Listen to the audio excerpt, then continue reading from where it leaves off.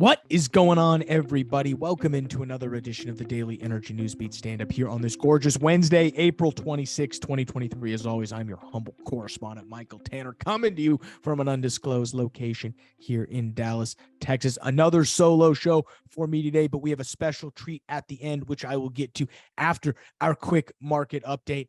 Guys, it's a pretty short show for me today. There's not much going around. There's just a lot of green energy news. Stu will be back tomorrow, so I figured we'll cover all the green energy stuff today. We've got a couple earnings and some oil and gas and finance news to cover, so I'm going to stick with that. Mainly what we'll cover is Matador and Range Resources dropped earnings. I think that's interesting, and then quickly cover what happened in the oil and gas markets, guys.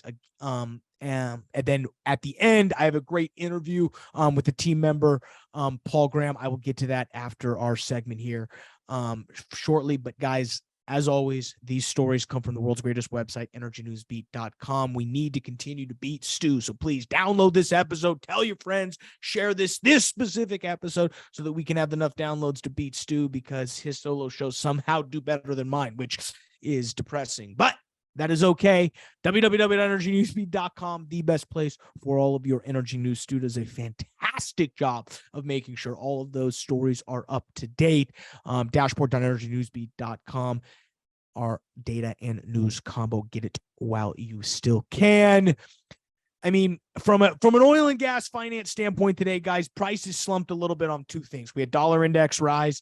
Stronger dollar, again, is going to indicate lower oil prices, but also some interesting weakness coming out of, not just the global economic stuff, but, obviously First Republic, over 100 billion in deposits flighting over the last 2 days.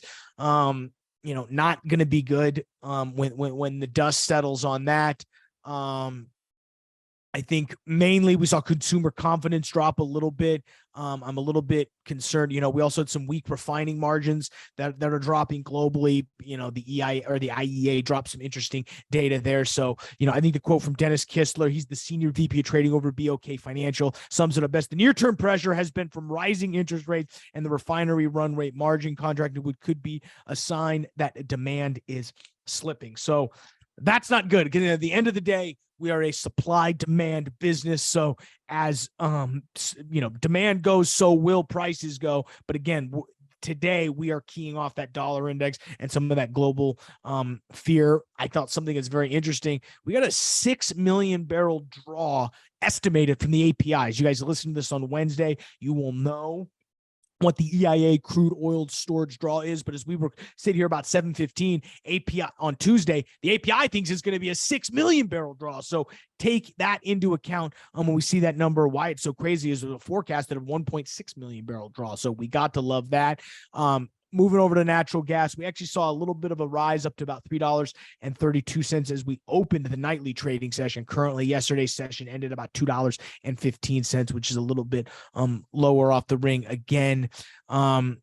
Nat gas weather specifically said that the pattern for the second week of May favors the northern United States, warming into the perfect 60 to 80s, while the southern portion warms into the 70s and 90s for light to very light national demand. There's some risk that cooler air lingers across the Midwest, but generally speaking, the background should remain bearish through mid-May, according to the firm, unfortunately. So we will see. We will see what happens on the natural gas side. Two companies drop earnings today, Range Resources out of Fort Worth and Matador. We'll start with Range Resources. Again, these are a natural gas specific operator. To give you guys an idea, this is where we're going to start seeing some of the different types of, what do I want to say? Views, because now we're going to get into a little bit of choppier waters. Natural gas specifically is going to be a little bit different, but in this case, I like their highlights. Cash flow from operating activities for $475 million. They only spent about $150 million in capital, 26% of the 2023 budget. Did a small repurchase program of 400,000 shares. Accumulated cash balance sits at $228 million. Price realizations, including hedges of $4 per MCF, which is pretty crazy considering that's about 50% over natural gas. They're getting some pretty good NGL realizations out of their Mont Belvieu, and their positive nat gas differentials 2.14 BCF per day, approximately 70% natural gas. Good job for everyone over there at Range Resources. Next up, we've got Matador. They're just actually down the street from us. I turning left out of a lot of places I go, I see their big place down there in the Galleria. Pretty crazy. They closed their acquisition of Advanced Energy Partners for $1.6 billion. It added about over 100 million barrels of oil and natural gas to their reserves, and specifically on top of the 357 that they already had. To give you guys an idea, they've got over 150,000 net acres in the Delaware Basin. Their PV10 value is like 2.6 billion. But to give you an idea, they're doing about 58,000 barrels a day. Net cash provided by operating activities, $339.5 million. Adjusted free cash flow, $57 million. Net income of 161. Net adjusted net income, 180 million. Adjusted EBITDA, 365.2 million. And to give you an idea, they spent about 294.9 million through here. So, they keep continuing to crush it on oil and gas. As oil prices stay up, everything will stay up. So we're going to see a lot more of these earnings drop. And it'll be interesting to see what everyone decides to tout. But what I want to do right now is, in the absence of Stu, I want to bring on somebody, and I had an opportunity to talk with Paul earlier. Paul Graham is a managing director here at Sandstone. He heads up our capital raising division, which is really a behind the scenes. It's kind of funny. Capital raising, you'd think, would be a front facing product, but no, he's really our capital raising efforts have really gone on one behind the scenes, led by both Stuart and Paul. And Paul has, his background's in commercial real estate. He's been around the game, has owned and acquired every type of property you can imagine, and can really speak the language of the average everyday investor. And the interesting part is, we've been seeing some huge movement in this idea of what's called a 1031 exchange from real estate to oil and gas. And, I could do a great job of explaining it now and then hand it over to us, but we're going to explain it there. So, again, I appreciate everybody checking us out. Stay tuned. I've got a great interview with Paul coming up. But I'm going to go ahead and throw it over. Enjoy the conversation, guys. We'll see you next week tomorrow. One could argue I gave you too much of a hype up in that intro, but nonetheless, we've got the one and only Paul Graham here. Appreciate you taking some time out of your busy day to talk with us, because, man, we're seeing some absolutely crazy things going on right now at the intersection of oil and gas and real estate, which is really where we live, specifically here at Sandstone. I think the easiest and the best way to start this off is to talk a little bit about what exactly a 1031 exchange is from a high level. And then I think we can eventually get into how that sort of intersects with oil and gas. But being the resident real estate expert here at Sandstone, talk to us a little bit about what that 1031 exchange is and what it looks like. Yeah, you bet. So just to give like a high level, for it, right? Certainly those can research more into it, consult tax professionals to ensure like what those amounts could be, as well as also talk to 1031 exchange intermediaries. There's a bunch out there. They're certainly willing to help you with a 1031 exchange. Therefore, they can be good resources as well. But just so you get, the quick and dirty here. Really, Section 1031 of the U.S. Tax Code is allowing investors to defer capital gains captured from or really taken from the capital gains of, in this case, real estate, my expertise, and avoiding depreciation recapture. And so what that really gives you the ability to do is just like you played Monopoly, right? You had that little house, you bought it, and then you eventually, scaled to that hotel, right? Yes. Or if you're a true Monopoly fan, you went to the skyscraper in the Monopoly Max, favorite game of all time. And so as you go through those different things and you sell the property along the way, the 1031 exchange allows you to take to avoid paying the depreciation recapture and the capital gains that you've had. So especially as you've had properties these past couple of years and you've seen a crazy appreciation on either the residential or commercial side, you're then able to take that and after sales expenses, right? Typically working with a broker, you would then be able to roll that in directly into a property. There are some rules around it. So we can talk a little bit about those so people have good understanding too. I think it's a great overview. I think the biggest, you mentioned like kind.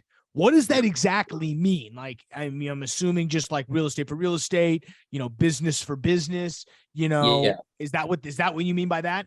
Exactly. Yeah. And so, at least from my research, doing a, residential property, for example, cannot be considered like kind for getting a business, right? Not like, right? But when you look at a, property, whether it be residential or commercial, going into something creative, if you will, such as oil and gas, mineral rights, ESG, just all those, things that a traditional real estate person would have no idea that's even possible. They just barely pump gas in their car, right? Because they probably have a Tesla at this point. You're then able to, understand those options for like. So that's really where, someone like us comes in to understand, hey, what do you have? What does that overlay with? And then working with those 1031 professionals and those intermediaries to ensure that they fit the bill, of which you're off to the races and you're able to have a diversified income source with something as oil and gas. Why are 1031 exchanges hot right now? I mean, that's all I hear about right now. I get calls every day from Stu, man. He's telling it, we got a new 1031 exchange, new 1031 exchange. I didn't hear this for a year. Last year, I would say the themes of capital raising, and I'd be interested on your side on the real estate, but in the oil and gas side of it, the capital raising in 2022 was all centered around, or excuse me, in 2021 was all centered around tax deductions. Everybody had huge stock market gains. The pitch was tax deductions, tax deductions, tax deductions. In 2022, nobody cared about tax deductions. Why? Stock market sucked. So it was really interesting that the way you had to pitch to specifically to raise money in oil and gas, which is a tax in itself, a tax deferred asset, much like the 1031 exchange. So I guess my question is, rolling into 2023, what's making the 1031 exchange hot? Because I'm somebody that doesn't even know what a 1031 exchange is, and it's all I'm hearing about. Yeah, you bet. And so I'll go a little bit about my process of doing a 1031 exchange. So, fundamentally, at least what I've seen in, the people I know, circles I'm in, and investors in the market, again, really just from the past, call it 3 to 4 years, they've just seen a wild amount of appreciation in their properties, even going back as far as, an 08, 09 type piece where they purchased post. Kind of real estate crash. They've then, ridden the wave. Even, 2012, 2013 is when that wave, really kind of took off. Then we saw a wild spike in most markets across the country with real estate appreciation. So it's really just to say, hey, like I now am kind of looking at this, big powder keg, right? And I have this value and it's worth, in some cases double what I paid. What is it doing, right? It's just sitting there. And so especially as interest rates are higher and inflation is higher, it's then to say, how could I reallocate this capital? Certainly you could do some sort of line of credit, maybe a HELOC, especially if it's a personal, residence, or some sort of, barter, if you will, or simply a refinance, but typically refinance is going to make sense, in these cases, especially for a smaller property, right? So if I can then take a smaller property, again, those little houses in Monopoly, upgrade to that hotel, you also see an opportunity to candidly, retire in a lot of ways, right? Because you have enough income coming in with those hotels or even those, big skyscrapers, of which people are now maybe getting, asked back to the office, or, work just isn't the same, or all these different aspects where people are reevaluating their lives to say, like, how else can I deploy this asset and this capital, and having a big number on my personal capital or status money Excel spreadsheet of my net worth means absolutely nothing to me other than my ego. And so looking at opportunities to redeploy that specifically for cash flow, as well as exit multiple and even tax deductions along the way, are advantageous, right? So it's a multiplier cheat code, not just an addition cheat code, right? So my experience, at least from a 1031 exchange, as a firm or commercial real estate broker, it seemed complicated, right? It's also related to taxes and finances and what have you. So, can have those nuances between, those moving parts. And you certainly want to be knowledgeable of how it operates before you get into selling a property. That way you don't get caught kind of running the wrong way, right? But it's a great opportunity again to, leverage and use that multiple. And really just through my personal experience, it's really straightforward, costs about $1,000, very informative and helpful along, with the process. Candidly, I'd rather do another 1031 exchange any day than a refinance or a purchase. For whatever reason, I've had the worst luck with the underwriting individuals, not the salespeople up front. So might just do another 1031 exchange just to experience pure bliss again, because it's a hard world out there. So No, it really is. I mean, one, it's extremely fascinating. I think, your insights into this from both a residential and a commercial standpoint, I think are fascinating, because I can imagine that commercial real estate sector is really kind of going crazy. So I guess the real back half of this, guys, is, well, what does all this mean? So we when we talk about like kind for like kind, I mean, you think real estate to real estate, you think business to business, you think oil and gas to oil and gas. But as we've been mentioning, what's hot right now is real estate to oil and gas. And the answer is, well, how does that happen? That doesn't jive as a like kind to like kind exchange. And, I know you're not a tax consultant, so don't come sue us when you get into a scam 1031 exchange. But what, broadly speaking, from a real estate point of view, what would make you be like, oh wow, I'm interested in 1031 exchanging into oil and gas? Because I'll give you my reasons, but I'm interested in your reasons. Yeah, I mean, it really comes down to what someone's goals are, right? Some people may want an opportunity to not, deal with tenants, whether either on the residential or commercial side, right? Good point. Yeah. As well as, they could be, just looking for different kind of returns, especially as different seasons of life come, right? For example, again, in my comment of kind of retire or even semi-retire, right? Travel the world, if you will.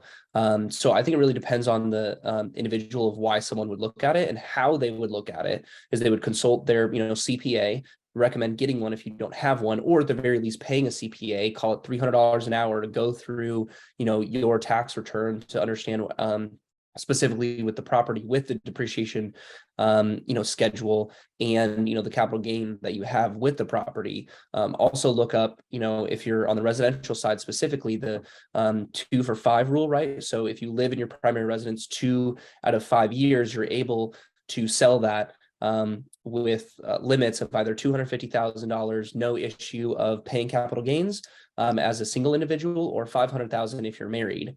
So that's another kind of cheat code, if you will. But for the most part, we're talking about, investment properties or individuals with investment properties, such that you would see those line items on your taxes and see, hey, if I were to just sell this without 1031, I would then, basically lose, 40 grand, 100 grand, whatever the numbers are. And if I was able to use that amount of money, I could then, purchase something like this, right? And then that type of property allows me to do that, right?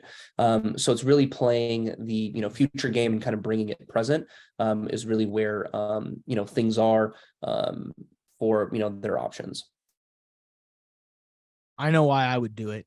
It's because I want to push all my chips to the table, and I want to drill some long horizontal wells and go for gold, baby. But I'm just kidding. Baby, bye. Why I like the 1031 exchange, specifically from real estate to oil and gas, is not actually for the working interest. I think it's an interesting proposition to go buy working interest. Part of why I'm against working interest, though, is that's just basically wellbore assignment only. You have to really know the rock that you're in. I mean, you have to know that well that you're buying working interest in better than anything. It's not necessarily a partnership. I mean, there are ways to do it structurally. I've seen it done before, but the minerals aspect of investing in minerals is, in my opinion, the route that basically takes the best parts of real estate investing and the best parts about oil and gas investing and merges them. In minerals and, in real estate, you don't have your asset value doesn't necessarily decline from a cash flow basis. If it does, that's because expenses are increasing. Generally, rents stay the same. Now, sometimes rents go down because of market stuff, but you don't necessarily per se account for that per se. Where in every oil and gas well that we drill, thanks to ARPs in 1950, we know that they decline at about 80.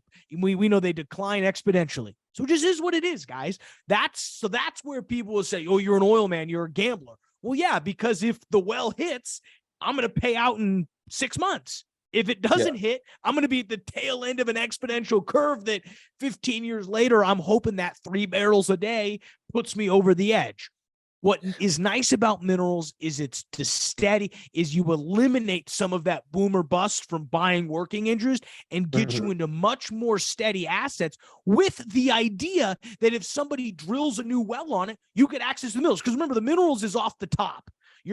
That's your 25% cut off the top. And I encourage you to go to sandstone-group.com, connect with us. We're going to have some information upcoming very shortly on specifically what mineral investing in minerals is specifically. That's going to be marketed. I know most people that listen to this are in energy, so you know what minerals are. But for people that don't know what minerals are, we will make sure to have some documentation. The point is, I like that move much more than I do like buying working interest. Now, I'm not opposed to buying working interest, and they're actually, we're working with a company right now that has a really great blended option where it's a 1031 exchange from whatever. Obviously, most of the deals that we're working on are in the real estate, going into a blended, little bit of minerals, a little bit of working interest, which, if you find a good blend, could again maximize the upside, because in real estate there's not much upside other than appreciation. If your property doesn't appreciate, someone's not going to come in and buy it for a inflated value.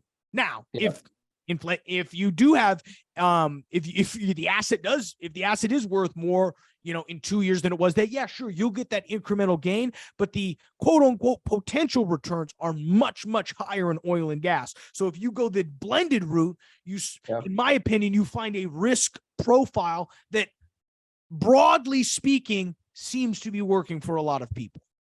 Yeah, you bet. And I mean, just to highlight maybe the past 5 minutes of you speaking, especially for those who may not have a full understanding of what you're saying, of working interest and things like that, I would definitely recommend, reaching out to us. Reason being is, there are different oil and gas opportunities out there.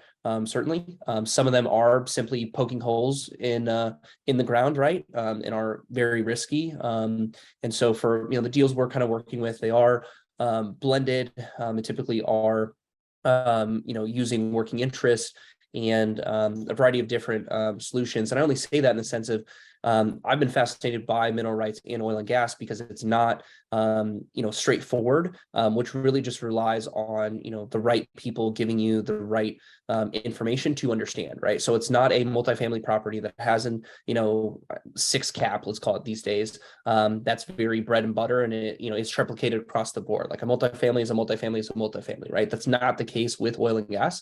And so it's imperative that as you, might do some due diligence on investments in this space, to understand the different kinds, the risk tolerance that you have, and then see if it's a fit for the deal.